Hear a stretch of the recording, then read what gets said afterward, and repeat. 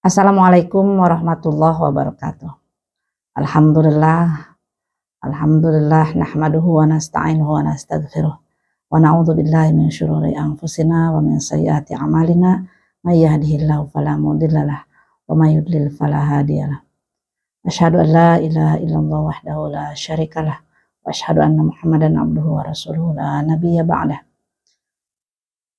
Allahumma shalli ala sayyidina Muhammad wa ala ali sayyidina Muhammad. Sahabat Salimah dimanapun berada, rahimakumullah. Ada sebuah cerita yang mengandung hikmah, juga mengandung pembelajaran luar biasa untuk kita. Dan cerita ini sebenarnya bukan cerita baru ya, cerita yang sudah sangat populer. Tapi ada kalanya kita hanya memahaminya sebagai sebuah cerita, sebagai sebuah kisah saja. Tidak paham apa pembelajaran yang terkandung di dalamnya yang bisa kita tiru, bisa kita ikuti di kehidupan kita sekarang. Cerita ini adalah sebuah kisah sahih, kisah nyata dari Nabiullah Ibrahim alaihissalam. Kisah Nabi Ibrahim bersama Ismail putranya dan istrinya Siti Hajar. Sudah mungkin pada tahu ya bahwa kisah ini garis besarnya adalah pada saat Nabi Ibrahim alaihissalam diperintahkan oleh Allah Subhanahu wa taala untuk membawa anak dan istrinya ke Bakkah atau sebuah lembah yang kosong dan tandus, gersang dan tidak ada penghuninya. Beliau dari Palestina menuju Bakkah dan disuruh untuk meninggalkan anak dan istri tercintanya. Jika bukan karena perintah Allah tentu siapapun tidak ingin melakukannya. Dan pada saat itu Siti Hajar sebagai perempuan biasa, sebagai manusia yang tentu saja mungkin tidak ingin di posisi yang tidak nyaman, beliau juga berontak kepada Nabi Ibrahim alaihissalam. Bertanya berkali-kali, kenapa engkau membiarkan kami di sini?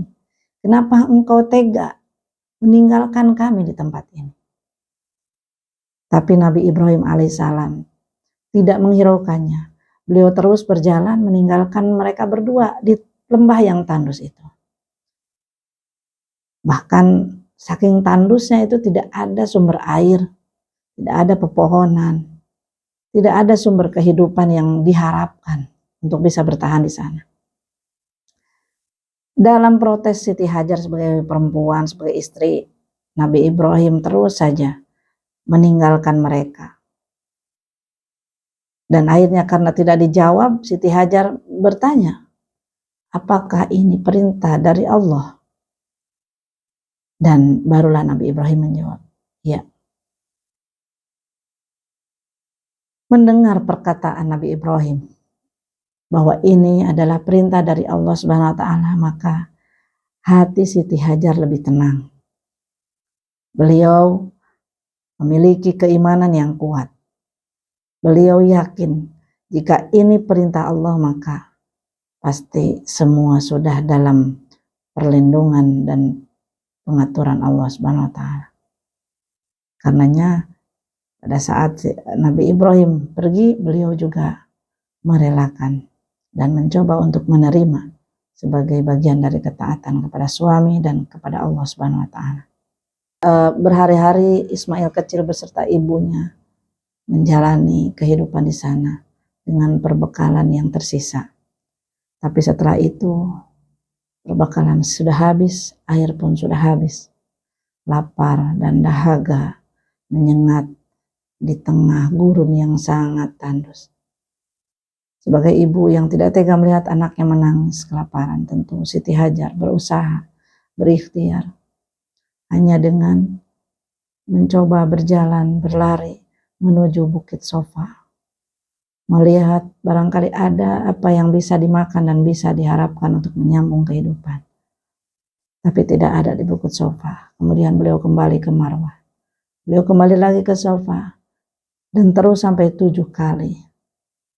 Lalu di tengah usahanya tiba-tiba beliau mendengar sebuah suara yang memberi harapan bahwa itu suara adalah suara sumber air.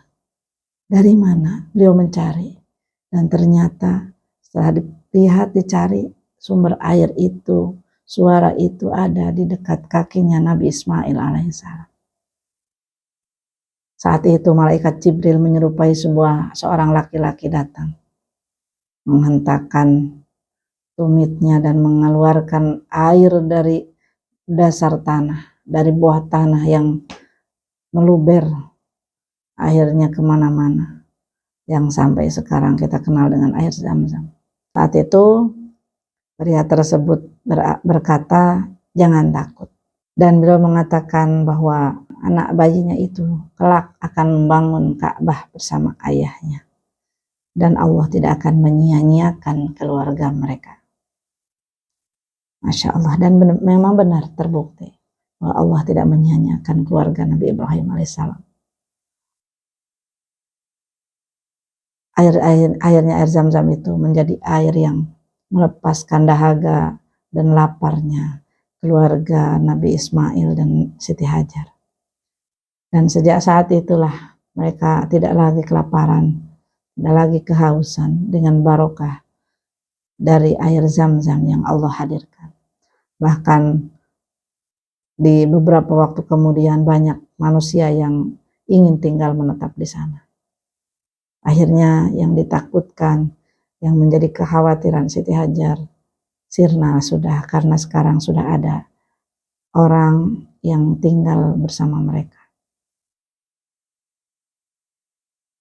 Dan kita bisa lihat sampai sekarang bagaimana Mekkah menjadi kota yang sangat makmur, yang sangat diberkahi, yang bukan lagi tempat yang kosong dan tandus, tapi tempat yang sangat padat dan tidak pernah sepi, yang mana manusia dari seluruh penjuru dunia ingin hadir di sana.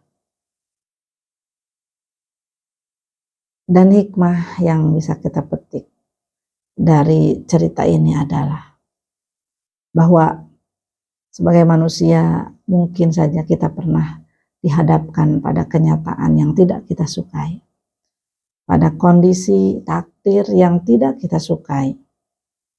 Tetapi kita tidak pernah tahu bahwa di balik yang tidak kita sukai itu ternyata ada kebaikan yang luar biasa.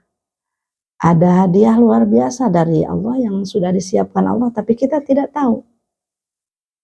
Bagaimana Siti Hajar yang diberikan kesulitan bisa dibiarkan hidup di tengah gurun pasir.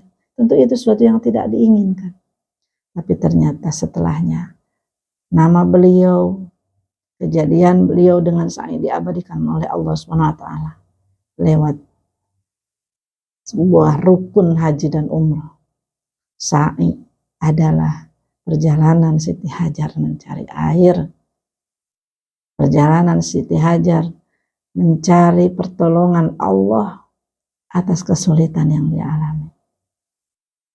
Dan itu diabadikan sampai sekarang dalam ibadah haji dan umrah. Jadi jangan khawatir jika kita dihadapkan pada kondisi yang buruk. Bisa jadi itu adalah cara Allah memperjalankan kita pada kondisi yang mulia, yang baik. Yang justru kondisi itulah yang kita harapkan sebenarnya. Kemudian jangan khawatir jika kita dihadapkan pada kondisi yang sulit. Selama kita menjadi hamba yang soleh, menjadi hamba yang taat kepada Allah, tidak akan ada kesia-siaan. Allah akan menjamin kehidupan kita.